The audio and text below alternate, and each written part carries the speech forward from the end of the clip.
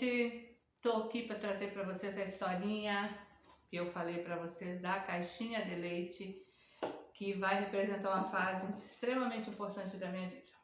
Bom, é o seguinte, eu sempre que possível, eu gostei muito de trabalhar em projetos sociais, porque eu acho que quando tu ajuda o outro, tu é muito mais abençoado.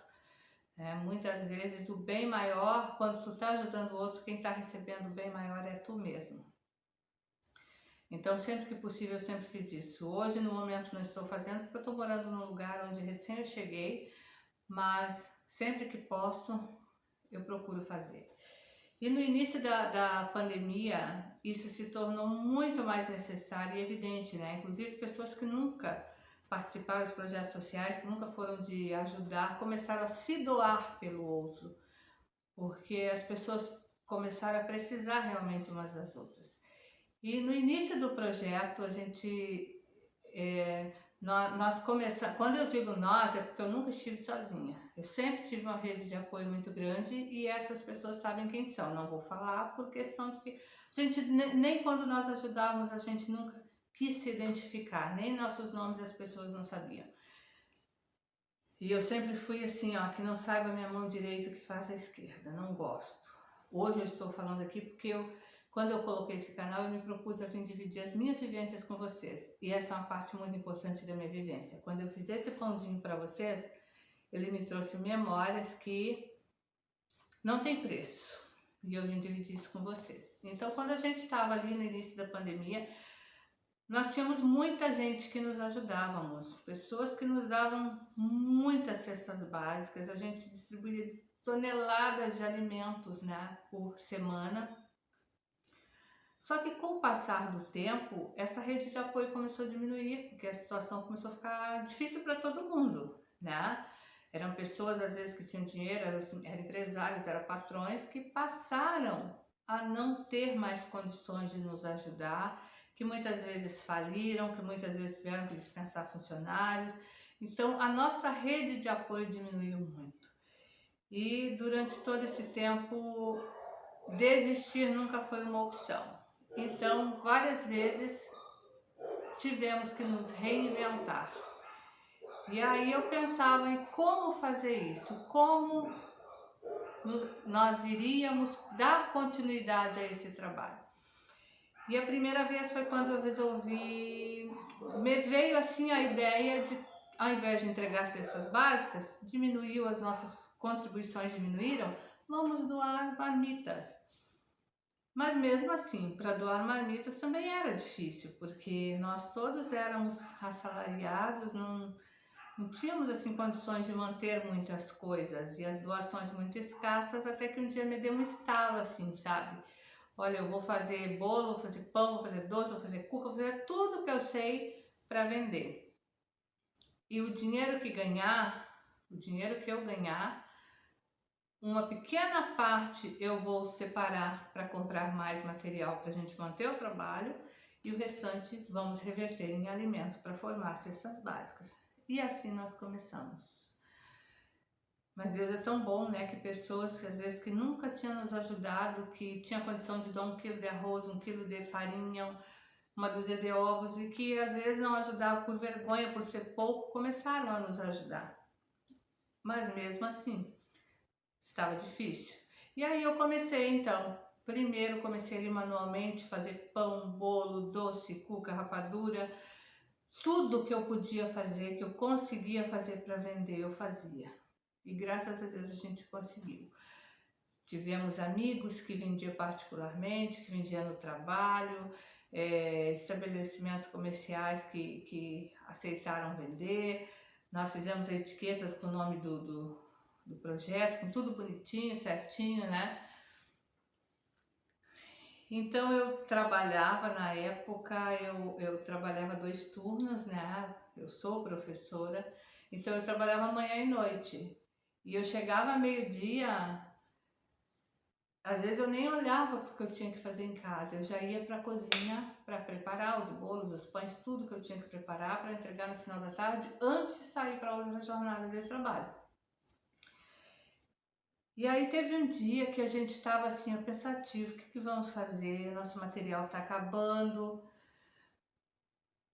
E tinha gente querendo pão, gente querendo pão. E eu olhei, eu não tinha nem forma mais para colocar nada. Aquele dia eu tinha feito cuca, eu tinha feito bolo, e as minhas formas estavam tudo ocupadas, eu não tinha nem onde colocar. Eu não tinha onde colocar, eu estava sem leite, estava sem ovo. Mas aí eu pensei, se a gente fizer, a gente vai poder vender e é mais 1 quilo de alimento que a gente compra. E eu me lembro que eu colocava assim, para não ficar mexendo no lixo toda hora, tudo que eu ia descartando ali, casca de ovo, pote de margarina, tudo eu colocava numa sacola na pia. E eu me lembro que eu olhei assim, eu não me lembro se era 4 ou 5 caixinhas de leite naquela sacola. E eu pensando que eu não tinha onde colocar o pão. E aí me deu um estalo. Eu vou usar aquelas caixinhas de leite. E eu peguei aquelas caixinhas de leite, tirei da sacola, cortei, lavei, higienizei. E fui fazer um pão para aquela caixinha de leite. Só que eu tinha pressa, eu não tinha tempo para sovar. E eu também estava com escassez de material, estava me faltando ovo, leite. Então eu falei, eu vou fazer um pão diferente. Se não ficar bom, a gente fica pra gente, porque não adiantava também eu querer diminuir o gasto, mas eu entregar um produto de má qualidade justamente para aquelas pessoas que compravam e que faziam parte da minha rede de apoio, porque de alguma forma estavam nos ajudando a colocar alimento na mesa de muitas pessoas. Então eu resolvi testar fazer um pãozinho com água, sem o leite, sem o ovo, né? E colocar na caixinha de leite, que era o que eu tinha para colocar. E aí ali, como a gente tinha pressa também por causa do horário, eu tinha que dar um tempinho para crescer, eu tinha que trabalhar outro turno, eu fiz sem sovar também. Então eu fiz uma massa mais mole, que era para crescer um pouco mais rápido, sem sovar e mais barato, mais econômico, né? Sem o leite, eu fiz com água no lugar do leite. E em cima, nesse pãozinho da receita, eu passo ele na farinha. E aí ele fica com uma aparência diferente, né? Mas e ele fica mais ressecado um pouquinho. No caso lá, eu não passei nada. Quando eu tinha gema de ovo com leite de outros produtos que eu fazia, eu passava no pãozinho da caixinha. Mas se eu não tivesse, eu só assava ele e pronto. E fiz. E aquele pãozinho cresceu tanto, que ele saiu para fora da caixinha. E eu me lembro que eu peguei aqueles pãezinhos, eu embalei no papel filme bonitinho, como eu fazia, coloquei na bandejinha de isopor, embalei no papel filme. E naquela época, até minha comadre, que me ajudava muito, ela chegou em casa, olhou para aquele pão e disse, mas que pão é esse? E aí eu falei, eu fiz na caixinha de leite. E, gente, aquele pão teve tanta saída que as pessoas, quando elas queriam o pão, elas já pediam assim, eu quero o pão da caixinha de leite. Às vezes eu não tinha caixinha de leite e as pessoas queriam o pão da caixinha de leite.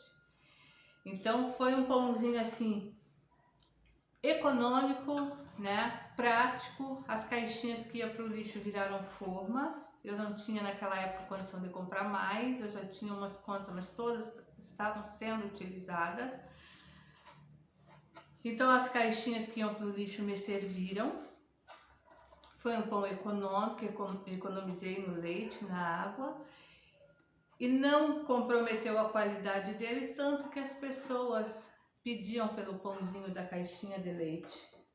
Então eu tenho muita gratidão. Quando eu falo no pãozinho da caixinha de leite, eu não sei assim expressar em palavras o que eu sinto, porque ele nos ajudou a colocar alimento na mesa de muitas pessoas naquele momento tão difícil. Então é essa a história do pãozinho da caixinha de leite. Obrigado por vocês que estão aqui. Um beijo e até a nossa próxima receita aqui no canal.